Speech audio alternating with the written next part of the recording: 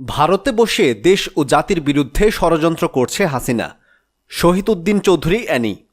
বিএনপির যুগ্ম মহাসচিব শহীদ উদ্দিন চৌধুরী অ্যানি বলেছেন, ভারতে বসে দেশ ও জাতির বিরুদ্ধে ষড়যন্ত্র করছেন দেশ ছেড়ে পালিয়ে যাওয়া শেখ হাসিনা। স্বৈরাচারদের বিচার না হলে এ দেশের গণতন্ত্র হুমকির মুখে পড়বে।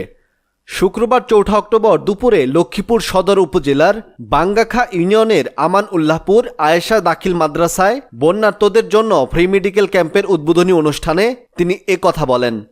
এনি বলেন, ১৭ বছর ধরে গণতন্ত্র ও দেশের মানুষের জন্য আন্দোলন সংগ্রাম করেছে বিএনপি।